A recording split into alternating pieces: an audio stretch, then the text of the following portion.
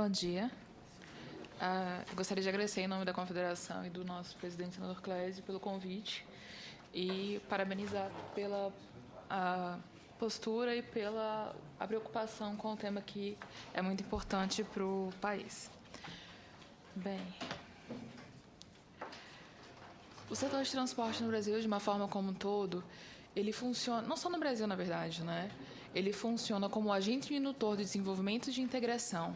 Só que no país ele tem um histórico de baixo investimento em infraestrutura.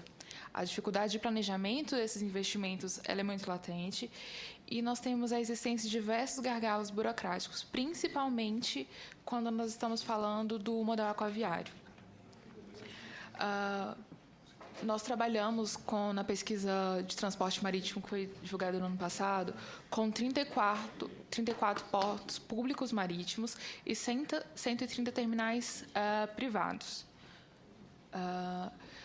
E por que nós defendemos tanto assim, a navegação e por que nós defendemos tanto a cabotagem? Porque elas têm algumas características, principalmente por causa da escala que elas nos conferem, que representam ganhos, redução de custos, tá? Então, por quê? Eu tenho um menor custo por tonelada quilômetro transportado.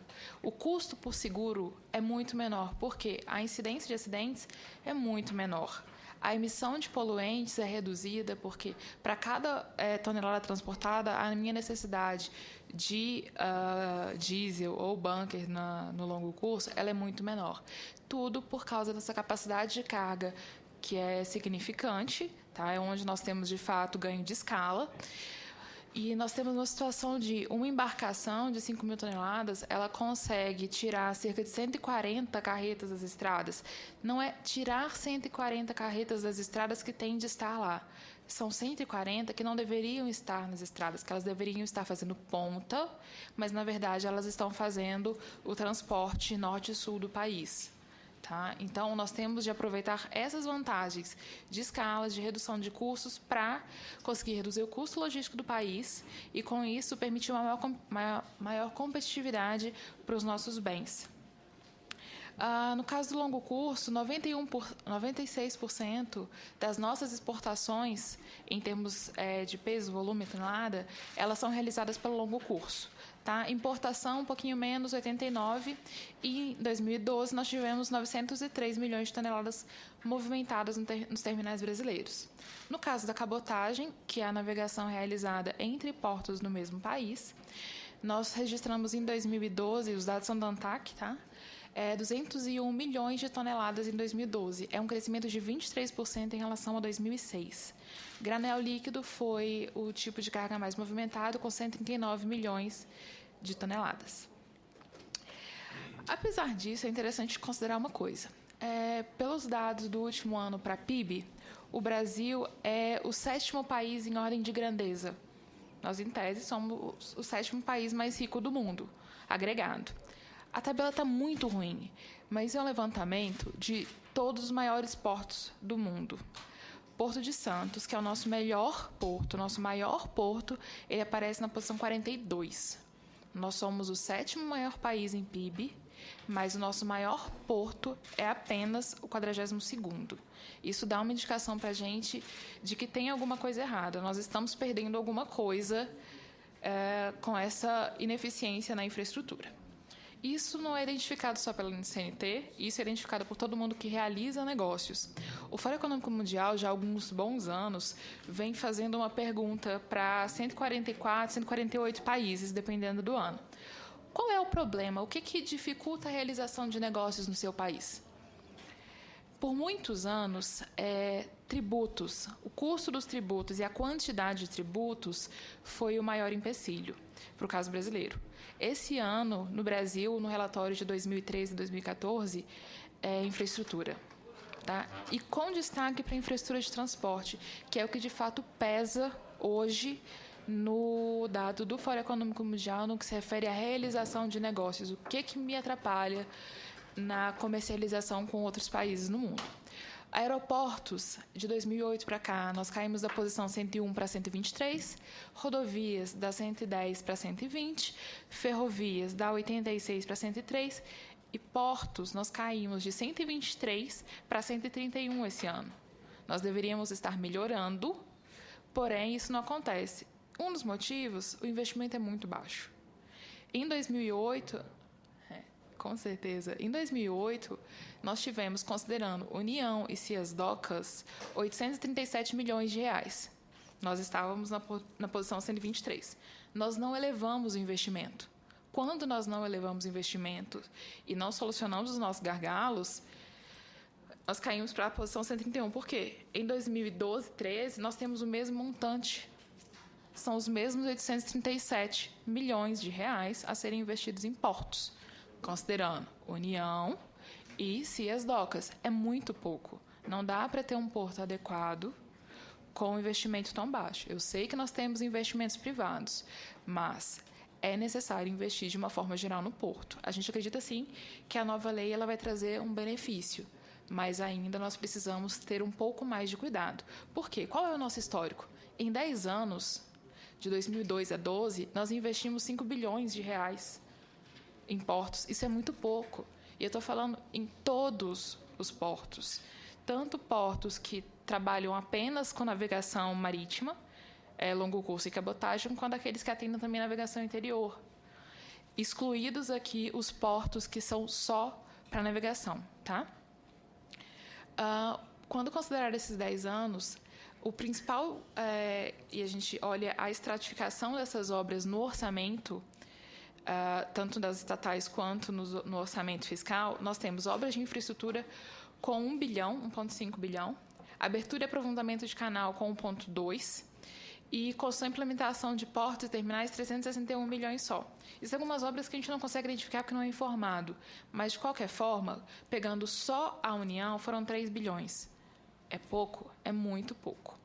Esse ano, a situação está um pouco mais complicada.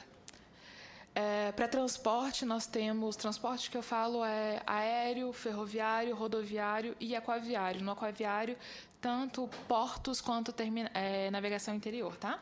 Nós temos 19 bilhões autorizados, considerando União, mais todas as estatais. Pagos até o mês passado, eu não estou com o fechamento desse mês ainda, foram 8 bilhões. Tá? Aquaviário, nós temos 2,6 para serem investidos esse ano em portos. Até agora, 314 milhões, considerando o fechamento do mês passado. Quando nós olhamos os projetos para esse ano, o principal o maior volume de recursos destinado está para dragagem e adequação de navegabilidade em Suape, que são 99 milhões. É grande, é o maior, mas concordam comigo que são só 99 milhões? Nós precisamos de um pouco mais para adequar a capacidade. Isso é a nossa principal obra, considerando investimento público. Tá?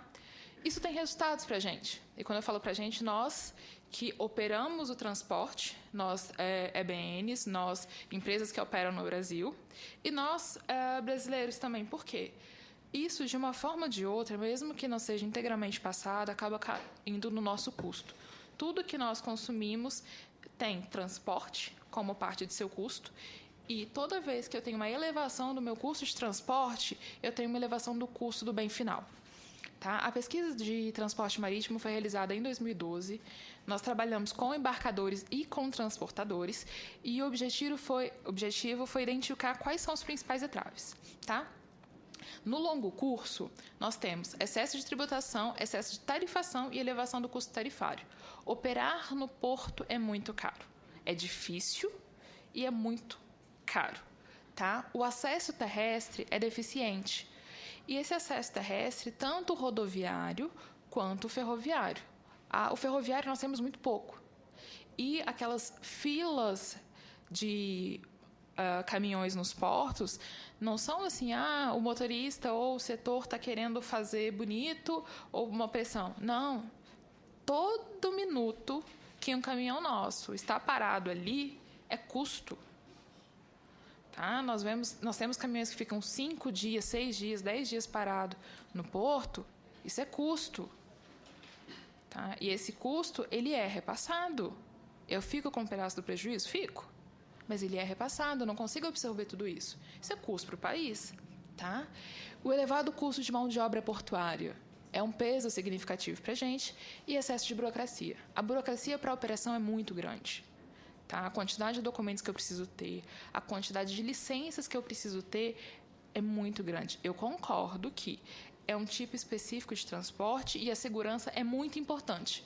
Tanto é que tem menos acidentes, porque eu garanto a segurança. Mas os processos, eles devem ser mais ágeis, e hoje eles não são. No caso da cabotagem, a infraestrutura portuária é o que mais pesa. E é bem interessante porque a cabotagem é um transporte de porto a porto de um mesmo país, só que ele é um transporte interno.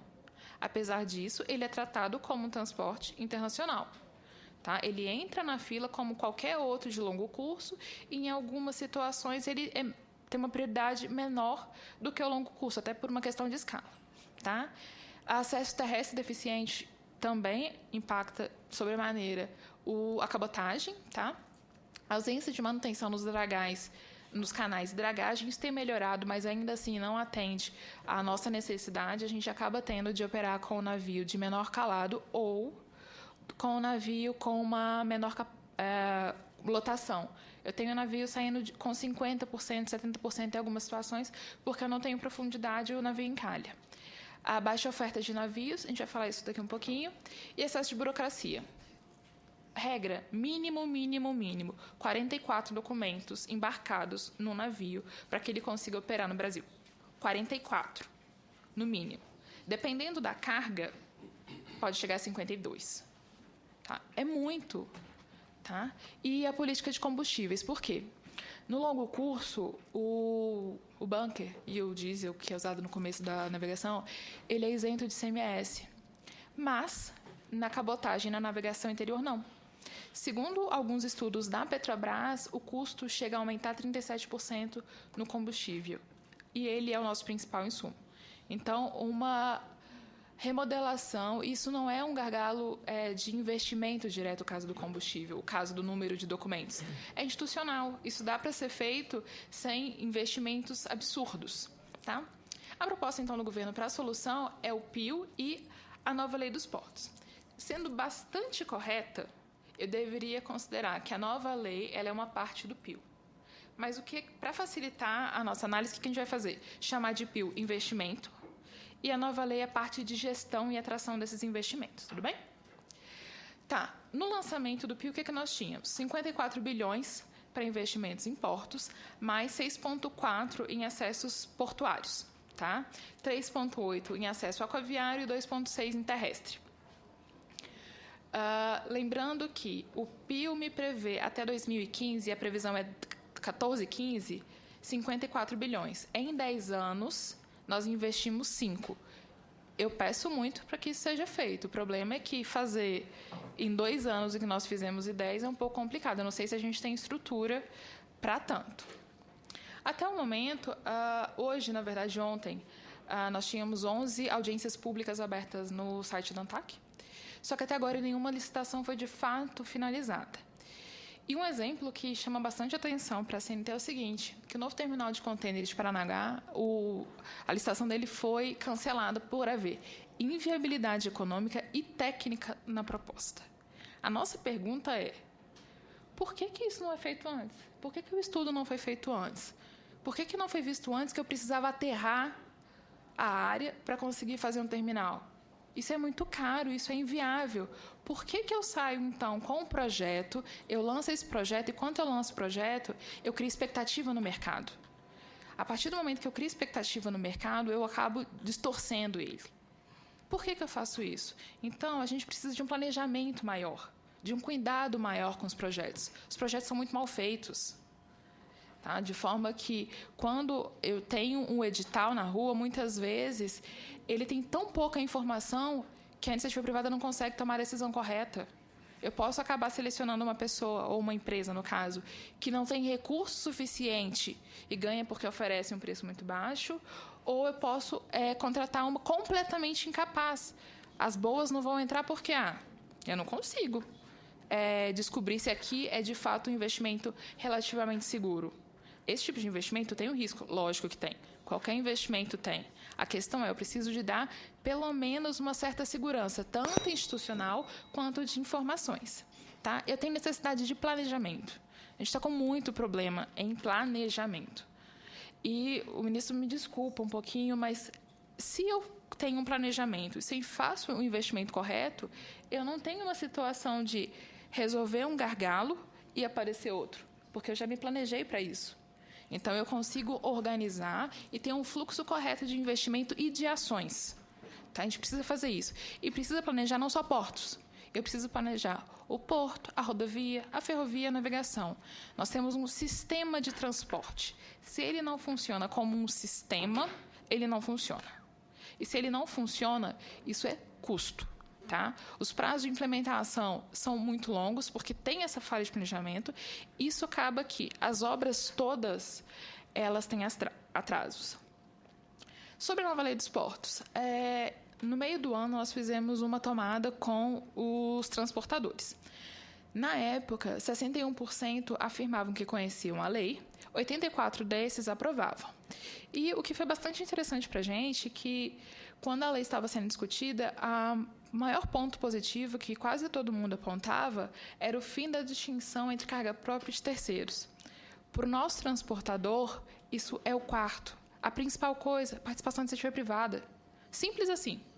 Viabilizem que a iniciativa privada faça o que ela sabe fazer. E com isso eles esperam, 78% deles, que a gente tenha uma melhora na qualidade do serviço portuário. Tá? Só que a lei tem vários desafios. Tá? Um deles é incentivar esse investimento. Como que ela vai fazer isso? Facilitando, trazendo a iniciativa privada para mais perto. Tá? Eu preciso dar subsídio, eu preciso dar capacidade de avaliação para a iniciativa privada colocar o dinheiro dela. Ninguém aqui é santo, ninguém aqui é bobo, ninguém vai colocar seu dinheiro onde não tem o mínimo de segurança. Não existe altruísta santo. Tá? Então, a gente precisa dar substrato para que o investidor ele consiga fazer isso com um planejamento adequado. Promover a redução de burocracia nos portos brasileiros.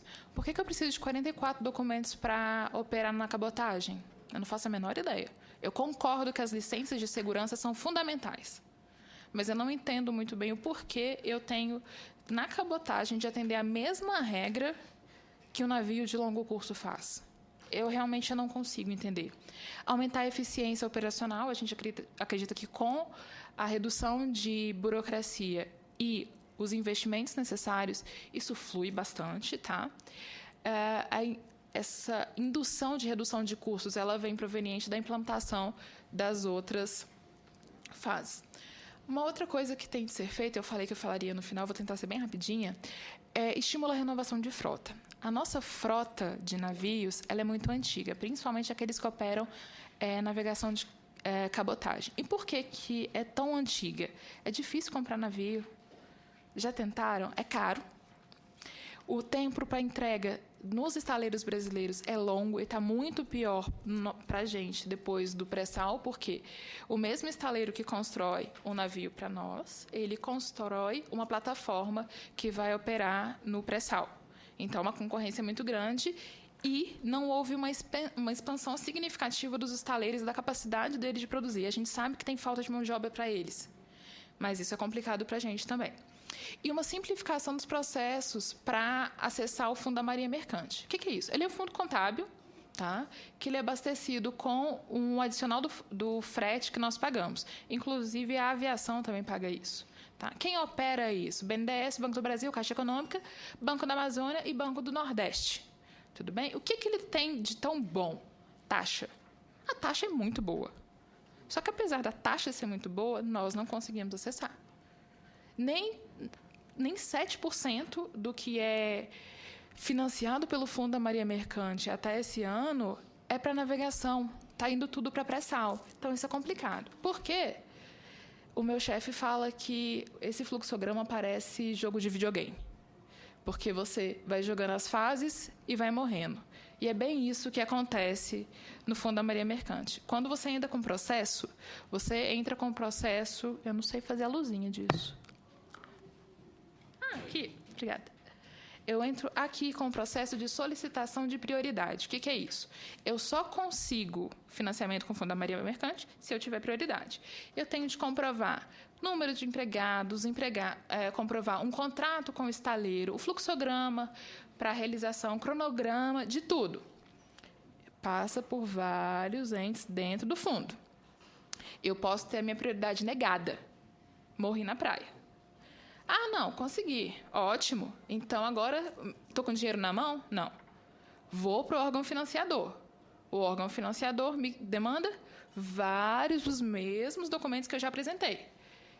Posso morrer na praia? Posso, ali, ó, na 13 para 14. Ele não me libera crédito. Depois, ótimo, estou com dinheiro na mão? Também não. No final, na hora de assinar o contrato, o banco ainda pode me negar por quê?